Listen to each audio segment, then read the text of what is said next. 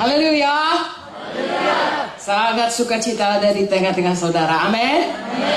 Kami datang dari Medan, Sumatera Utara, saudaraku. Ya, di mana GKI dimulai. Tapi hari ini, saudaraku, kita ada di Waingapu ini.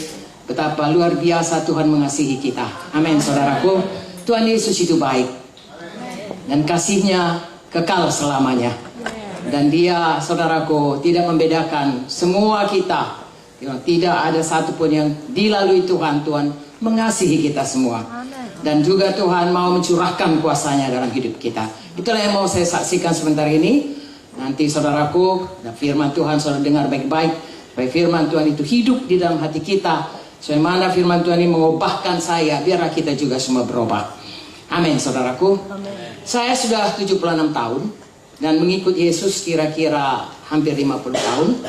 Pada waktu saya sudah tamat dokter, ya, kira-kira 50 tahun yang lalu saya tamat dokter, lalu saya mengambil spesialis anak, lalu kemudian dapat subspesialis lagi darah anak, dan harus ke Jakarta.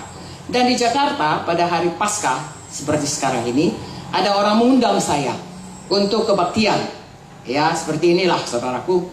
Lalu pada waktu saya mendengar kabar dari firman Tuhan, dari puji-pujian yang disampaikan, bahwasanya Yesus itu sudah mati bagi saya untuk menebus dosa saya. Saya sudah ke gereja, tetapi saya hanya mengikuti upacara gereja dan merasa itu sudah cukup. Tetapi banyak hidup saya mengalami tragedi, pertanyaan yang tidak bisa dijawab, dan khawatir dan lain sebagainya. Dan saya tidak tahu bagaimana menghadapinya. Sampai hari itu saya mendengar kabar bahwa Yesus sangat mengasihi saya, bahkan mati bagi saya, menyerahkan nyawanya, disiksa dan disalibkan hanya untuk saya.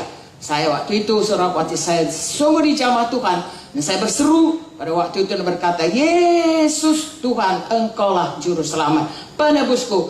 Mari Tuhan, tolong saya, ampuni saya, berkati saya. Oh Tuhan, ubahkan hidup saya. Karena saya merasa saudaraku hidup saya, walaupun saya sudah tamat dokter, saya sangat merasa sedih. Karena saya baru kehilangan ibu saya, 3 bersaudara, 3 meninggal dalam tempo 2 tahun. Jadi saya pikir, kemanalah hidup ini? Banyak kekhawatiran, banyak pertanyaan, banyak stres, ya, depresi. Walaupun semua dari luar kelihatan baik. Banyak diantara kita saudaraku dari luar kelihatannya baik. Kalau tanya apa kabar baik, ya. Tetapi sebenarnya tidak baik. Ya, tapi karena sopan santun kita katakan baik. Tapi dalam Yesus, walaupun tidak baik, kita berkata kabar baik karena Yesus bisa menolong kita. Haleluya. Nah, saudaraku, saya selamat. Kemudian saya mulai berdoa dan saya melihat ada hubungan dengan Tuhan. Seperti dalam buku Roma 8 berkata, ada kesaksian roh bahwa Bapa di sorga adalah Bapa kita. Dan saya berdoa, saya rasakan Tuhan berkata, ini aku ada di sini. Yang selama ini saya tidak begitu yakin kalau saya berdoa itu kemana doa saya, ya, mengapa hidup saya begini. Tapi sesudah itu saya melihat, saya tahu Tuhan ada dan menjawab doa. Dan firman Tuhan ini menjadi hidup dalam hati saya. Mengapa? Karena saya sudah lahir baru. Tuhan Yesus sudah dalam hati saya. Roh saya yang tadinya tidak bisa berhubungan dengan Tuhan, sekarang sudah bisa mengerti. Sehingga saya tahu, saya heran. Ini Alkitab saya sudah lama baca, ada ujian agama, ya, di sekolah, waktu di fakultas juga ada ujian agama. Zaman kami itu zaman Soekarno, saudaraku, kalau mau lulus harus lulus dulu namanya manipul usdek, ya, harus lulus dulu kewiraan, lulus lagi agama dan lain sebagainya. Lulus tapi kok tidak kenal Yesus. Tapi hari ini sesudah saya selamat, saya lihat bahwa semua persoalan hidup bisa dijawab oleh Alkitab. Saya berubah saudaraku, dan orang-orang melihat saya berubah. Saya sendiri tidak tahu, tapi mereka berkata, engkau yang dahulu begitu pemurung, sekarang kau sudah berubah. Saudaraku, Tuhan Yesus mengubahkan kita, firman-Nya mengubahkan kita. 1 tahun demikian, kemudian saya pulang ke Medan, tapi saya tidak ada yang memuridkan saya. Tidak lama sesudah 1 tahun, saya mundur. Saya masih membaca Alkitab, tetapi mundur. Mengapa? Karena firman Tuhan berkata dalam perintah agung, kita harus diinjili, tapi juga harus dimuridkan. Tidak ada yang memuridkan saya. Sampai satu waktu teman saya, adik dari Bapak Munti, datang kepada saya, kamu datang saja ke gerejaku. Mengapa? Di sana ada baptisan Roh Kudus. Roh Kudus, saya katakan ya, saya percaya Allah Bapa, Allah Anak, dan Allah Roh Kudus. Tetapi kalau kamu terima Roh Kudus, hidupmu pasti berubah, diberkati. Kalau dia katakan diberkati bagaimana? Kamu bisa kaya. Saya bilang kaya, saya nggak kekurangan, karena papa saya selalu membiayai saya dari mulai sampai sekolah sampai saya semua dia membiayai. Jadi saya tidak berpikir hal itu. Saya tidak perlu itu, namanya rohani, Ani. Lalu dia katakan, kamu gak sembuh kalau sakit. Aku gak pernah sakit. Padahal itu benar, saudaraku. Kalau ikut Yesus, saudaraku, memang kita akan diberkati, akan disembuhkan. Tapi bukan itu kebutuhan saya yang terutama. Sampai satu kemudian dia berkata, kamu akan dapat kuasa. Wow, saya pikir dapat kuasa itu saya perlu. Kelihatannya hidup saya tidak berkuasa, ya. Keadaan yang menekan saya tidak pernah bisa mengatasinya, selalu jatuh di dalam khawatir, ya. Dan walaupun saya tahu firman Tuhan ini, saudaraku, tetapi ya sebelum tamat khawatir bagaimana tamat, sesudah tamat khawatir bagaimana dapat kerja, sesudah dapat kerja khawatir bagaimana kerjaan supaya berhasil. Memang ada firman berkata jangan takut, tapi nyatanya saya takut. Jadi saya pikir saya perlu kuasa itu. Kamu punya kuasa untuk melawan dosa dan juga untuk menyatakan kuasa Tuhan.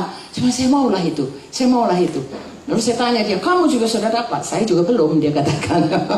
Tapi itu jalannya saya pertama sekali mengerti bahwasanya Kisah 1 ayat 8 berkata, ya, tunggu di Yerusalem supaya kamu beroleh Roh Kudus, kamu beroleh kuasa, dibaptiskan Roh Kudus. Saya datang, saudaraku, dan saya dapat baptisan Roh Kudus, bahasa roh, dan kemudian diajari, dimuridkan, dan benar-benar berkuasa. Bukan hanya dalam kehidupan saya, juga saya bisa melayani. Melayani bukan cuma di gereja, dalam pekerjaan saya masih jadi dokter, belum full time di gereja. Pada waktu orang-orang datang, saudaraku, kasus-kasus yang kelihatannya hopeless, bahkan dikirim, saudaraku, karena kami di Medan tuh selalu dikirim kepada kami, ya, dikatakan ini kasus hopeless. Kalau kami ajak dia percaya Yesus, yang hopeless itu bisa sembuh. Amen. Itulah kuasa Tuhan. Haleluya. Kuasa Roh Kudus yang bekerja. Amin. Dan kemudian saya melayani dengan Bapak Munte, saudaraku. Ya, saya menikah dengan Pak Munte. Dia juga, kami sebenarnya sama-sama tamat SMA. Ibu kami juga sekelas, kami juga sekelas.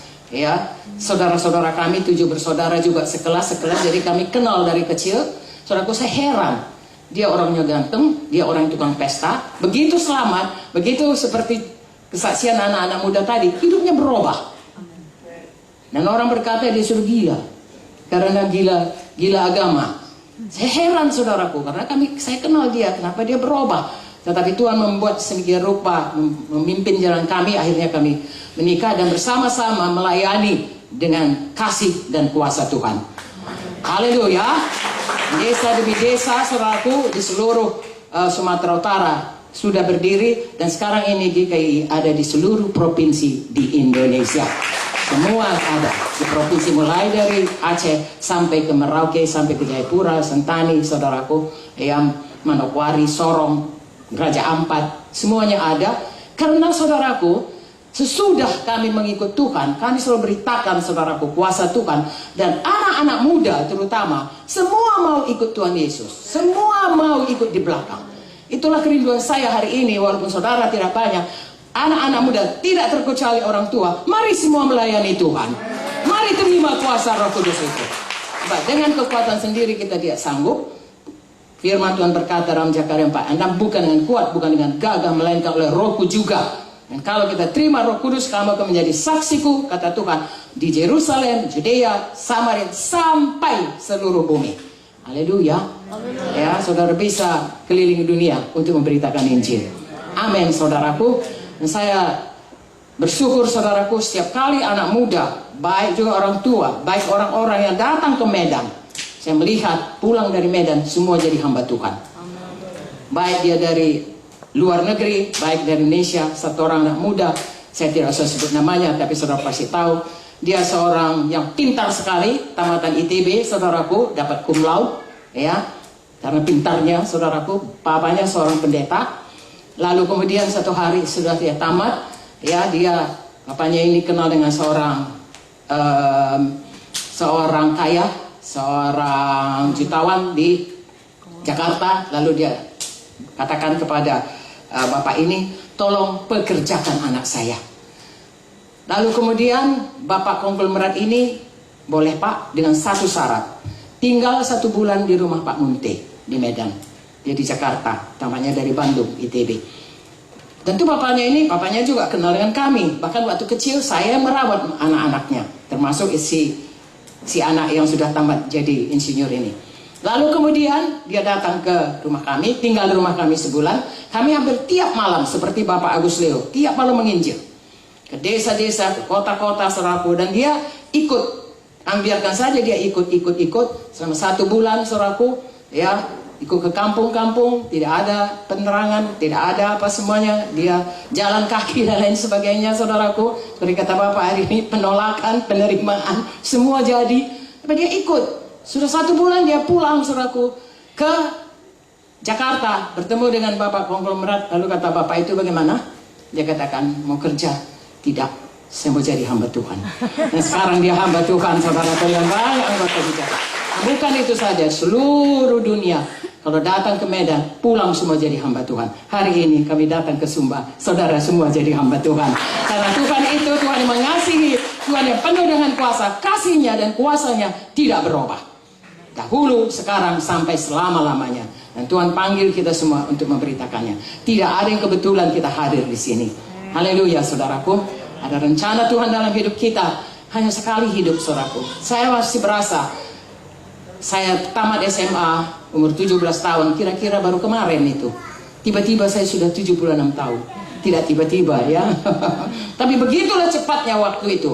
Tapi ada satu masa kekekalan yang lama sesudah kita meninggalkan dunia.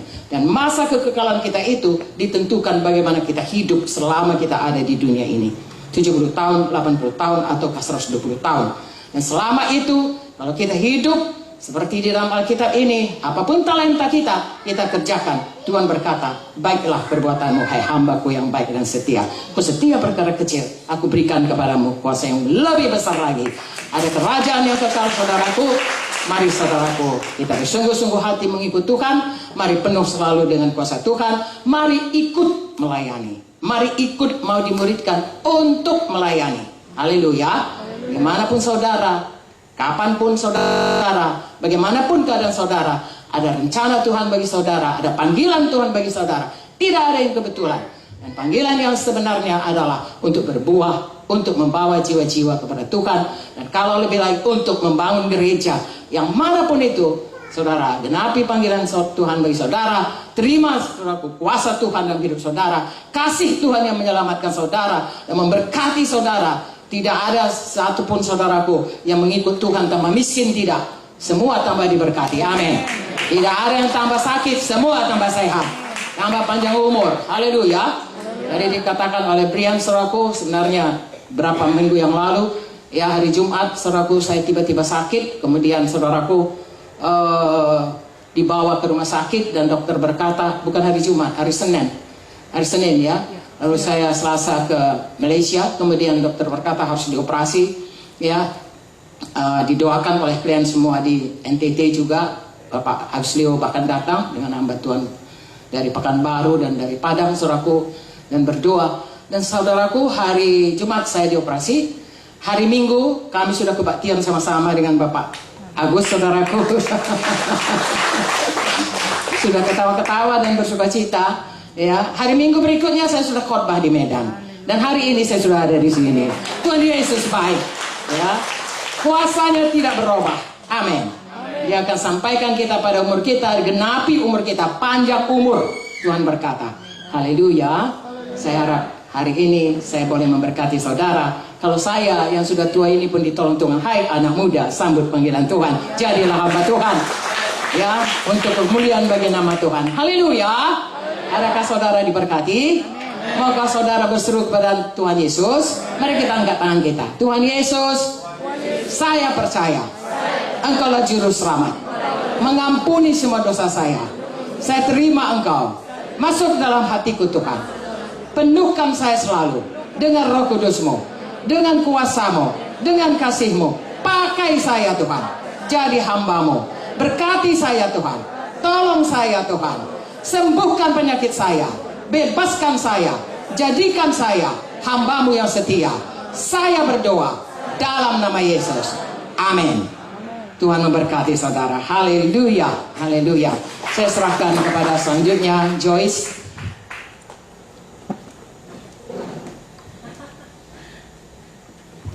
Haleluya.